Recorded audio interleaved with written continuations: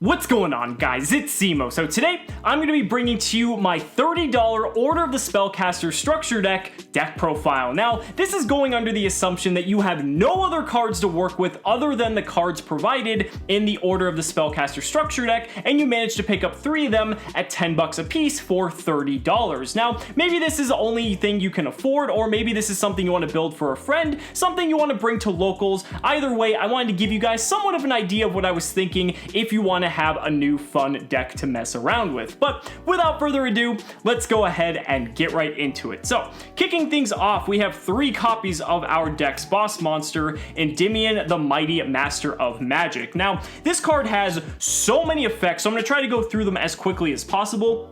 The main thing here is that we're just trying to resolve this card. If we can get 1 or multiple copies of Endymion on the field, we should probably be winning or should have already won that game. And the reason for that is its effect when it's in the pendulum scale reads, you can remove 6 spell counters from your field, special summon this card from the pendulum zone. Then count the number of cards you control that can have a spell counter, destroy up to that many cards on the field, and if you do, place spell counters on this card equal to the number of cards destroyed, and that's a once per turn effect. So basically, we're going to be trying to race to get to 6 spell counters as quickly as possible. Then we get to special summon Endymion, nuke our opponent's board since we have so many cards in the deck that can hold spell counters, and then we have a 2800 body on the field. But that 2800 body comes with some abilities as well. So once per turn, when a spell, trap card, or effect, keep that in mind, is activated, as a quick effect, you can return 1 card you control with a spell counter to the hand, and if you do, negate the activation, and if you do that, destroy that card. So that's really good because basically it allows us to just play through our opponent's spells and traps, and it's not a hard once per turn, meaning if you have multiple copies of Endymion, you can use multiple copies of this effect in the same turn, so that's pretty good.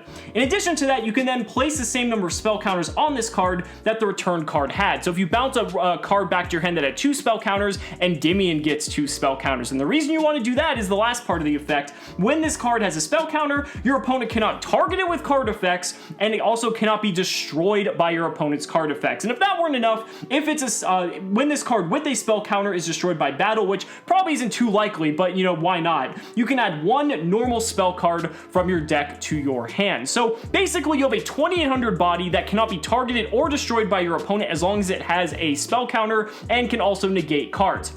That seems pretty damn good to me, especially in a metagame just pretty much plagued by Sky Striker. Endymion is going to be an absolute beast. So we're trying to resolve that as quickly as possible, or just get it out onto the field, and we have plenty of ways in helping achieve that specific win condition. So following up, we have Magister of Endymion. So basically all of the other Endymion cards have very similar effects. They kind of all have like the same like prerequisites for activation, but they just differ in what they do. So all of them, while they're in the pendulum scale, can acquire spell counters every time a spell card resolves. And in addition to that, for Magister, you can remove 3 spell counters and special summon both him from the pendulum scale, as well as 1 face-up monster from the extra deck that can hold the spell counter, and you place spell counters on both of them. So that's pretty good. If you have an Endymion in there, you can bring him back, or realistically just anything, so that seems pretty strong. But it also has a series of effects that are active when it's in the monster zone. So it can only be special summoned once per turn, so do keep that in mind that if you use its effect to move it from the scale to the monster zone, you can't like pendulum summon or special summon out another copy. But I guess that's for balancing purposes.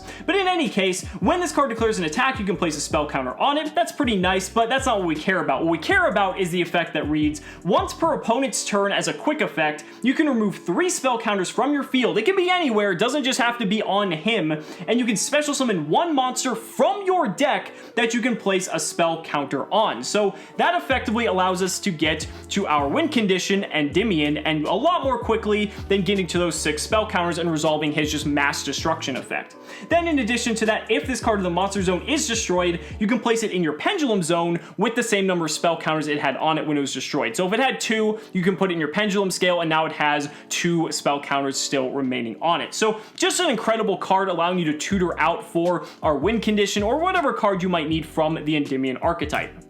Next up, we have Servant of Endymion. So again, when it's in the Pendulum scale, it can acquire spell counters, and you can remove 3 to special summon both her from the Pendulum scale and 1 monster from the deck with 1,000 or more attack that can take a, that can take a spell counter. And guess what? That allows us to get to Endymion once again. So in addition to that, when she's on the field as a monster, you can always special summon her once per turn, just like with Magister. This card with a spell counter can attack directly, so I guess for some chip damage is kind of nice, but once per opponent's turn, as a quick effect, you can discard 1 card and place 1 spell counter on each card you control that you can place a spell counter on. So this just allows you to just spread spell counters all over your field. If you have multiple cards like in the Endymion archetype, the field spell, just whatever, this is just going to allow you to exponentially increase the amount of, the amount of spell counters that are already on your field. And then again, just similar to Magister, if it's destroyed, you can move it to your Pendulum scale and it'll retain the same number of spell counters that it had when it was destroyed.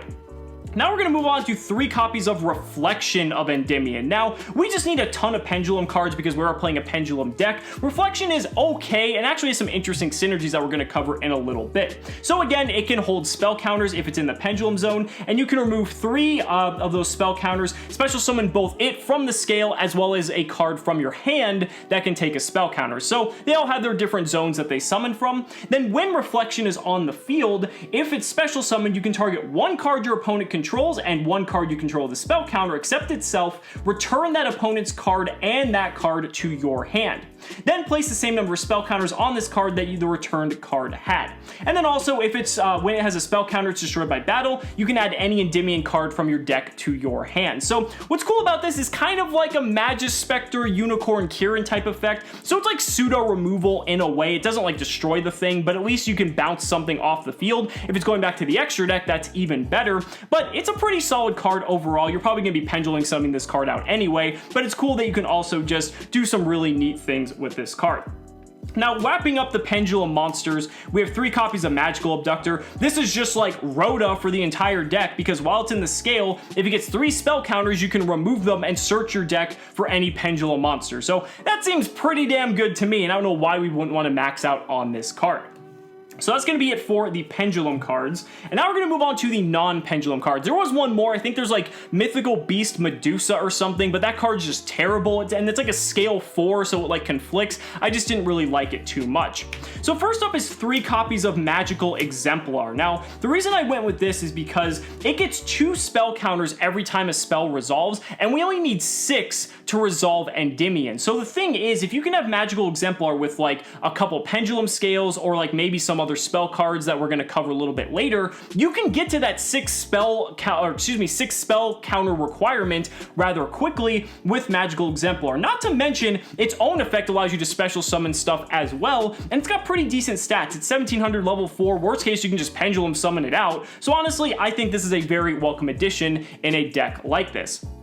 Furthermore, we have Fairy Tale Luna at 3 copies. Now, I like this card a lot because when it's normal summoned, you can add 1 Spellcaster with 1850 attack from your deck to your hand. You can search itself, but also, if you guys didn't notice, Reflection of Endymion has 1850 attack as well. So if you need to search a low scale, or if you want to just help kind of feed into the rest of your combos, Luna can actually help you do that. But furthermore, Luna actually has effects similar to that of Reflection, where as a quick effect, once per turn, you can target 1 face-up monster your opponent controls. Your opponent can send 1 card with that monster's name from their deck or extra deck to the graveyard to negate the effect. Otherwise, return both this card and that monster to the hand. So again, it's like a Magispector Kirin type effect. Your opponent can negate it depending on what the monster is, but it's still a pretty solid normal summon. 1850 is nothing to scoff at, and the fact that it searches Reflection, I actually think makes it a very good addition in this deck. Now we have 1 copy of the original Endymion the Master Magician. The reason for this is because the deck kind of lacks hard removal, and while you're not really going to be summoning this through traditional means, I mean, I guess you could technically remove spell counters off of the field spell if you want. You can just pendulum summon it out because it is a level 7, but once per turn you can discard a spell, target a card on the field, destroy it. Seems pretty good. It's a pretty big beater, not to mention you can search it, so having it as a one of if you need access to hard removal, I thought was pretty good. Not to mention mention it was like the 39th or 40th card, so I thought it was okay just as a one-of. Now moving on to the hand traps, we have 3 copies of Droll and Lockbird. This is the only hand trap we have because it's the only hand trap that came with the deck, but it's actually pretty good against some of the meta decks right now. Sky Striker, it's pretty okay. Against the combo decks like Danger Thunder or Orcus, it can actually just be very crippling, so I figure we might as well just include, just so we have some sort of disruption outside of the Pendulum Endymion cards themselves. So that's going to do it for the monster count. Now let's go ahead and get into the spells. So kicking things off with 3 copies of the field spell, Magical Citadel of Endymion. This card is just amazing. We want to get online as quickly as possible to start generating spell counters, and it also just takes spell counters from our monsters, like if they die. It's just the perfect card to kind of complement the rest of the archetype, and we're also going to play 2 copies of Terraforming to help go with that as well. Not to mention, these are spell cards, which means they're going to be giving spell counters to our other cards, while also attaining spell counters themselves, making it to our win condition that much easier. Next up, we have 3 copies of Spell Power Mastery. This is the actual rota for the deck, which allows us to add any Endymion card from our deck to our hand, except itself, but then it also places a spell counter on any card that can take one for the number of copies that are in the graveyard. So the first time you play it, it's only going to place 1 spell counter, but if you have one already used, it's going to place 2 spell counters, and it's just going to keep doubling up. Not to mention it is a spell card itself, so the first one you play is going to place 2 spell counters on it technically, and then 3, 4, so on. And it's also going to get complemented with 3 copies of Spell Power Grasp. Now, I honestly hate this card because it doesn't really do anything on its own, but what I like about it is that it helps fuel your Spell Power Mastery that much better, and in addition to that, we just need to turbo out spell counters as quickly as possible. The quicker we can get to our Endymion win condition, the quicker we're going to be able to win the game, and that's all there is to it. Allowing us to just have an Endymion with a counter is honestly hard enough for a lot of decks to deal with, that I felt that playing the Spell Power Grasp, even though it's a very kind of niche card, I felt like it was okay to run that at maximum copies.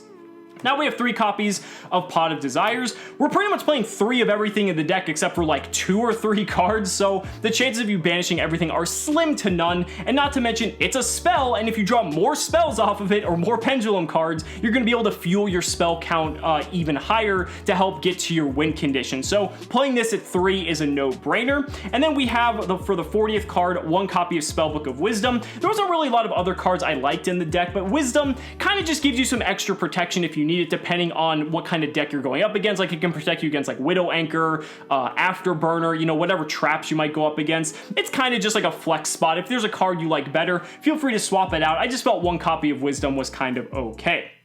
And then lastly, we have 3 copies of Daybreaker, the Shining Magical Warrior for our extra deck. And you may think this is kind of lackluster since this is all we have to work with, but it's actually really good. First of all, it only takes 2 Spellcasters, which is the entire deck. Second off, you got the 2 arrows pointing down left and down right, which means you have more zones open to Pendulum Summon from your extra deck. And furthermore, its second effect is really good because you can remove 2 spell counters from him, target 1 card on the field, and destroy it. I mean, this deck lacks hard removal, like I said, but getting 2 spell counters in this deck is very easy, and in addition to that, it's any card. It doesn't have to be face up, face down, doesn't have to be a monster, a spell, whatever. It's so just ubiquitous in its application that I feel like this is an incredible card to have in our extra deck. So guys, that's gonna wrap it up for this deck profile. Let me know down in the comments what you guys think, and if there's any other cards you think I should have included. I'd really like to hear your thoughts. So guys, thank you so much for watching the video. Be sure to like the video as always, subscribe to the channel for more amazing Yu-Gi-Oh content, and if you found this video helpful, consider supporting me on Patreon or becoming a YouTube channel member, because just by showing your support in any way that you can, you're investing in my ability to continue bringing you amazing Yu-Gi-Oh content. So thanks so much again, and we'll see you next time.